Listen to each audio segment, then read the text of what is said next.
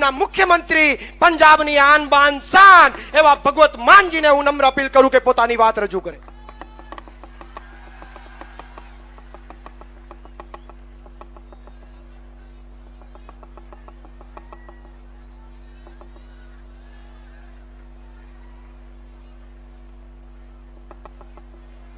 Hello, बहुत बहुत धन्यवाद, बहुत बहुत शुक्रिया.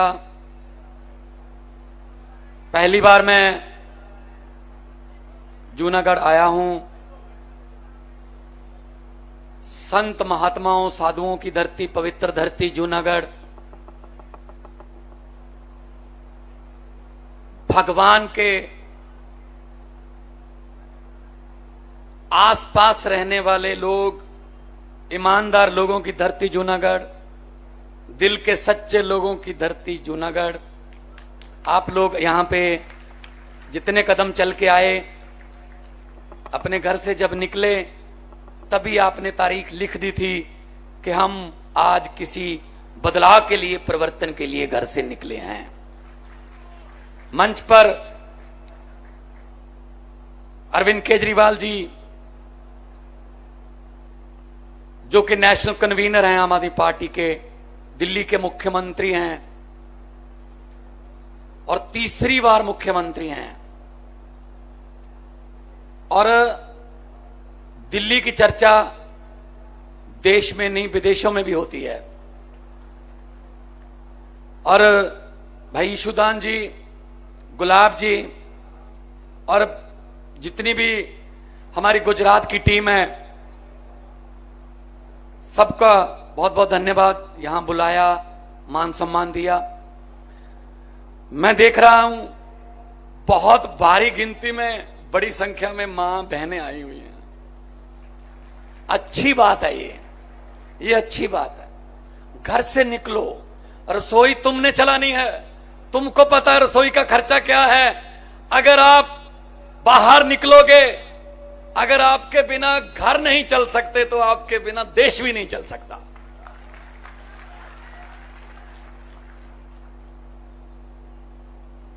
सत्ताईस साल हो गए एक ही पार्टी, 27 साल. हर साल पेड़ भी पत्ते बदल लेता है. अब बदल लो इनको, बदल लो.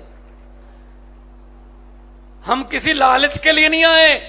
जूनागढ़ में मेरा कोई रिश्तेदार नहीं रहता. मैंने यहां कोई बैंक लूट के नहीं जाने. मैं सिर्फ आपको यह बताने के लिए आया हूं कि आम आदमी पार्टी जहां एक बार आ जाती है फिर बार बार आती है, क्योंकि ईमानदारी का काम है.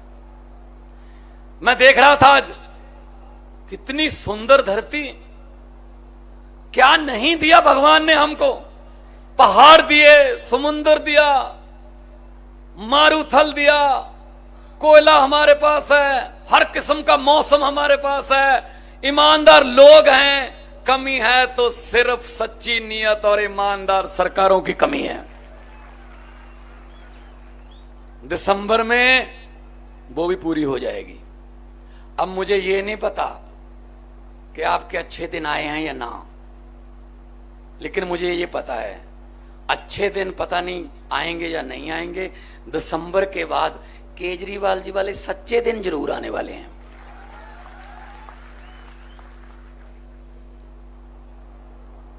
स्कूल में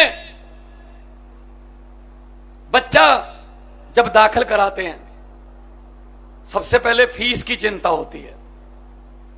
इन्होंने क्या किया, इन्होंने दोनों ने मिलकर, बीजेपी कांग्रेस ने, इन्होंने सरकारी जिस भी चीज के सामने सरकारी लगता है वो खत्म कर दी और प्राइवेट वालों को एक मार्केट बना के दे दी.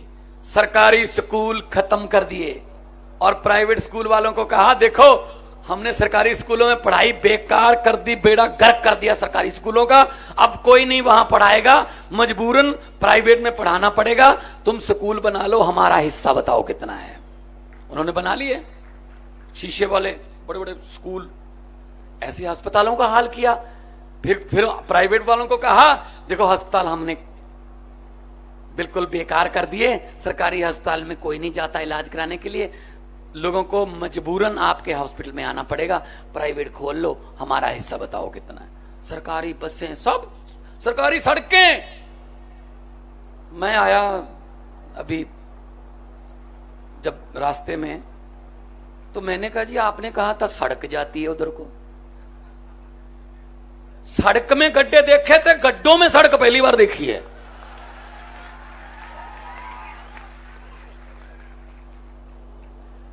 सड़कें नहीं बनती, 75 साल हो गए आजाद हुए, अभी तक सड़कें। अरे अमेरिका वाले मंगल ग्रह पर प्लाट काटने की बात कर रहे हैं, हम अभी सीवरेज में घुसे हुए हैं। हमें इससे ज्यादा हमें सोचने नहीं देते। हमारे बच्चों को वो किताबें ही नहीं मिलती जो बड़े अफसर बनाती हैं। हमारे बच्चों को वो स्कूल, वो माहौल ही नहीं मिलता जो अफसर बनाता है। ऐसा करते हैं, जूनागढ़ के 3 बच्चे ले लो, 4 ले लो, 5 ले लो, 4-5 बच्चे यहां से जो अच्छे इंटेलिजेंट बच्चे हैं वो ले लो, दिलाओ दाखिला उस स्कूल में जहां राहुल गांधी पढ़ा है, दिलाओ दाखिला उस स्कूल में जहां अमित शाह का बेटा पढ़ा है, दिलाओ दाखिला जहां नेताओं के, बड़े बड़े नेताओं के बेटे पढ़े हैं। फीस माफ कर दो, 2 साल बाद रिजल्ट देखना फर्स्ट कौन आता है। वो फर्स्ट नहीं आते जो सोने के चम्मच मुंह में लेकर पैदा होते हैं, फर्स्ट हमारे वाले चारपाई वाले ही आते हैं। क्या करें, मौका नहीं मिलता। बस अब मौका मिलेगा। दिल्ली में मौका मिलना शुरू हो गया। दिल्ली में मैंने स्कूल देखे, जब मैं नया मैं भी जीत के आया 14 में, पार्लियामेंट जीत के आया मैं संगरूर से, पंजाब से, तो मुझे दिल्ली के स्कूल देखने का मौका मिला। रोंगटे खड़े करने वाली जो सच्ची घटना मैं सुना रहा हूं। दिल्ली के स्कूल में एक कलेक्टर का बेटा, एक जज का बेटा और एक झुग्गी झोपड़ी वाले रिक्शे वाले का बेटा एक ही बेंच पर बैठे एक ही किताब पढ़ रहे थे। ये केजरीवाल ही कर सकता है, वरना इनके स्कूल अलग, हमारे गरीबों के स्कूल अलग, इनकी किताबें अलग, हमारी किताबें अलग। ये जानबूझकर हमें पढ़ाना नहीं चाहते। इनको पता है अगर गरीब का बच्चा पढ़ गया, शिक्षित हो गया, वो बड़ा अफसर बन जाएगा। वो अफसर बन गया तो घर की गरीबी दूर कर देगा, और अगर गरीबी दूर हो गई तो फिर नेताओं के महलों के सामने, इनकी कोठियों के सामने सुबह सुबह हाथ जोड़कर, हाथ में अर्जी लेकर फिर लाइन लगाकर कौन खड़ा होगा जी। इसलिए ये हमारे बच्चों को पढ़ने नहीं देते। जानबूझकर इनको धर्म, जाति इधर इधर रखो बस। सो आप पवित्र धरती के लोग हो। पंजाब से मैं आया हूं, 6 महीने पहले सरकार बनी है। हमने जो वादे किए थे, गारंटियां ली थी, हमने शुरू कर दी हैं। सबसे पहले हमने करप्शन फ्री पंजाब करने के लिए हेल्पलाइन जारी की।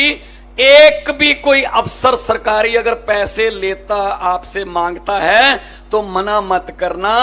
ये अपनी जेब में हाथ डालकर मोबाइल निकाल लेना और उसकी वीडियो बना के हमें भेज देना, बाकी काम सरकार का है। पंजाब में सरकारी अफसरों जो हैं वो अब पता कर रहे हैं कि हमारा वेतन कितना है, क्योंकि पहले तो वेतन लेते ही नहीं थे, ऊपर से चलता था काम। अब पता चल रहा है कि इतने में ही गुजारा करना पड़ेगा भाई, इतने ही है बस। ये यहां क्यों नहीं हो सकता? दिल्ली में ऐसा है, यहां क्यों नहीं हो सकता?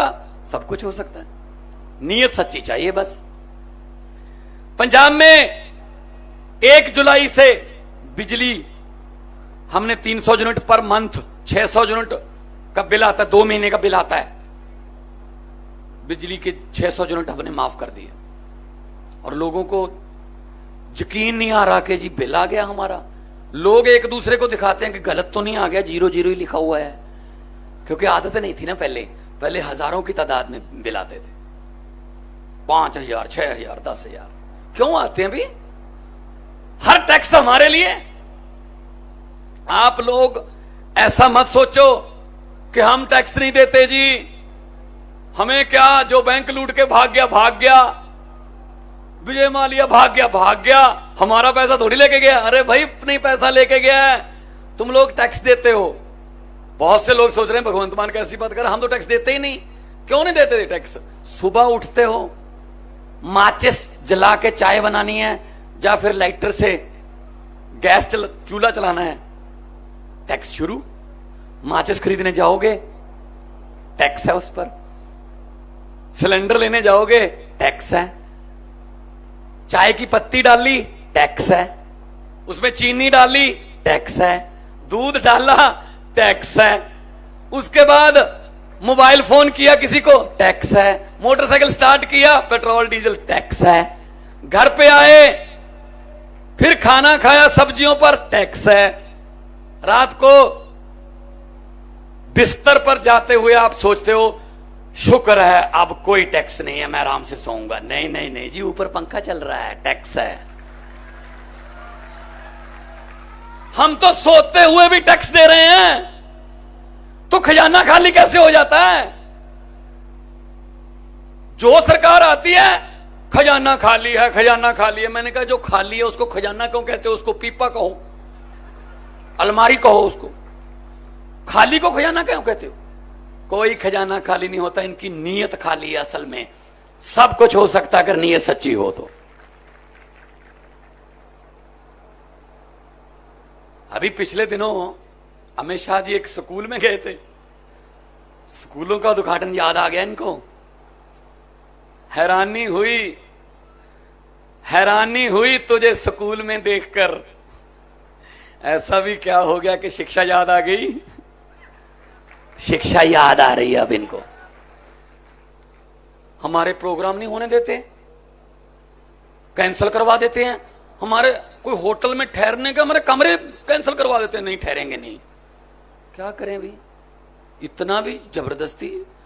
लोकतंत्र है और लोकतंत्र में लोग बड़े होते हैं। अगर हंकार करोगे ना, घमंड आ गया अगर, तो लोग हैं भाई, पब्लिक है, सब जानती है। लोग जब चाहें आदमी अर्श पर, और वहां हंकार करे जाकर, लोग कहते आजा बेटा फर्श पर। बड़े बड़े उतारे हैं लोगों ने धरती पर, सो हंकार नहीं करना चाहिए। लोग बड़े हैं, ये हमसे नहीं डरते। अरविंद केजरीवाल जी की, भगवंत मान की कोई औकात नहीं है, हमसे नहीं डरते ये। हम भी आप लोगों जैसी हैं, ये हमसे नहीं डरते। जो आप छोटे से निमंत्रण पर हजारों की गिनती में इकट्ठे हो जाते हो, ये आपसे डरते हैं। ये वीडियो आज जाएगी, चली गई होगी, लाइव ही चल रहा होगा घर पे, मीडिया वालों को आने नहीं देते। कहते ना, दिखाना नहीं है केजरीवाल। सोशल मीडिया है हमारे पास। फिर दरियाओं को रोक लोगे? दरिया तो अपना रास्ता खुद बनाते हैं भाई। ये दरिया है, ये सैलाब है, जन सैलाब है, रोक लो भाई। ये भ्रष्टाचारी, इनको बोल देना कि जितने मर्जी इकट्ठे कर लो पैसे, हीरे, मोती, लेकिन ख्याल इतना रहे कफन पे जेब नहीं होती। सब कुछ यहीं रह जाता, यहीं कुछ ना साथ नहीं जाता। साथ जाता है तो अच्छे काम, साथ जाता है लोगों की दुआएं। अगर गरीबों की बद्दुआएं लोगे ना, वो भगवान के पास आपसे भी पहले पहुंचती हैं, गरीबों की बद्दुआएं। क्योंकि भगवान गरीबों में रहता है, भगवान हर दिल में रहता है। ना जाने किस भेष में नारायण मिल जाए। क्या पता भगवान कौन से भेष में घूम रहा है, चेक कर रहा है हमें कि इंसान बनाया था, दिल दिया था आपको, क्या वो उस दिल में अभी थोड़ा दर्द है लोगों के लिए, गरीबों के लिए, जब पत्थर हो चुके हो। ये आदमी पत्थर हो चुके हैं, इनको कोई दर्द नहीं है, पत्थर के हो गए हैं ये। सो आपसे विनती है, हमारा तो चुनाव चिन्ह इतना अच्छा है, झाड़ू, और उधर वाला भी जो सामने वाला है वो भी झाड़ू से संबंधित है। वो कीचड़ में उगता है, कमल का फूल कीचड़ में उगता है, झाड़ू कीचड़ साफ करता है। आप कीचड़ साफ कर दो, कमल उगेगा ही नहीं। पर दिल्ली में 3 बार हमने कीचड़ साफ कर दिया, पंजाब में कर दिया हमने। बदल के देखो, कोई नया सूरज चढ़ेगा, नया सूरज। ये आपके हाथ में है। आपके बच्चों का फ्यूचर एक बटन में छुपा हुआ है। अगर गलत बटन दबा दोगे, जो 27 साल से दबा रहे हो, तो बच्चों का फ्यूचर, बच्चों का भविष्य जो है गिरवी रख दिया। अगर झाड़ू वाला बटन दबा दिया, समझ लो बच्चों का भविष्य जो है वो आपने अपने हाथ में लेके उसको चमत्कार। 2 पेन है, 2 पेन है। एक बीजेपी वाला पेन है जिसमें भ्रष्टाचार की स्याही है, जब लिखता है भ्रष्टाचार ही लिखता है। और दूसरा केजरीवाल वाला नया लेटेस्ट मॉडल का पेन है, उसमें ईमानदारी वाली स्याही है। लिख दो इस पेन से, तारीख लिख दो गुजरात की। तो मैंने सुना था कि गुजरात में बहुत कमाल है, लेकिन आज मैंने आके देखा, मैं अभी तक ये सोच रहा हूं कि मैं पंजाब में तो नहीं खड़ा रहा। यही हाल था पहले पंजाब में। ऐसे लोग आते थे अपने आप और हमें कहते थे फिक्र मत करना, इनको हराएंगे, इन्होंने हमारा खून चूस लिया। 117 में से 92 सीटें आई हैं, 92 में से 82 पहली बार जीते हुए लड़के लड़कियां हैं, आम घरों के, आम लोगों के बेटे बेटियां। क्यों जी? माता जी बैठे हैं, बहन जी बैठे हैं। भाई आपका बेटा क्यों नहीं बन सकता एमएलए? आपका बेटा क्यों नहीं चेयरमैन बन सकता? क्या उसको कुर्सी पे बैठना नहीं आता? इनके बेटे ही बनते हैं बस। ये 50 साल के, 55 साल के भी युवा रहते हैं, युवा। ले हम युवा ही नहीं हो क्या? क्या अखिलेश यादव पर ही जवानी आई है? राहुल गांधी पर ही जवानी आई है? हमारी बचपन से सीधी बुढ़ापे में एंट्री। इनको बता दो कि अपने बिस्तरे गोल कर लें, आम लोगों के बेटे बेटियां आ रहे हैं, गुजरात में आ रहे हैं। सो बहुत उम्मीद जो है ना, देखो हमने आपको, देखो कोई दिहाड़ी देख के नहीं बुलाया, हमारे पास पैसे वैसे नहीं है हमारे पास। एक बार क्या हुआ, मैंने फोन किया अरविंद केजरीवाल जी को, तो फोन जब कट गया बीच में से, मैं दोबारा किया तो उस आवाज आई कि आपके फोन का बैलेंस खत्म हो चुका है। मैंने कहा यार ऐसा अच्छा नहीं लगता, सीएम साहब से बात चल रही है, दूसरे फोन से फोन करो। दूसरे फोन से फोन किया तो मैंने कहा सॉरी सर, वो बैलेंस खत्म हो गया था फोन का। इन्होंने पता सामने से क्या कहा, कहता मैं आपको इसलिए वापस नहीं कर पाया, मेरे वाले में है ही नहीं, सिर्फ आता आता ही है, जाता नहीं है। हम तो वो लोग हैं जी, हमने कौन से खजाने भरने, पैसे कमाने वाले काम तो छोड़ चुके हैं। मैं आर्टिस्ट था, कलाकार था, आपने देखा होगा लफ्टर चैलेंज में, मैं भी बॉलीवुड में फिल्में बनाता, मैं भी बहुत पैसे कमा सकता। अरविंद केजरीवाल जी IRS अफसर थे, इनकम टैक्स के कमिश्नर थे, बहुत पैसे कमा सकते थे। हमें क्यों आना पड़ा राजनीति में? हमें इसलिए आना पड़ा, ये निकम्मे निकले, ये बहुत निकम्मे निकले, इसलिए हमें आना पड़ा। आप लोगों में से हैं, आपके जैसे हैं, आपके जैसे ही रहेंगे।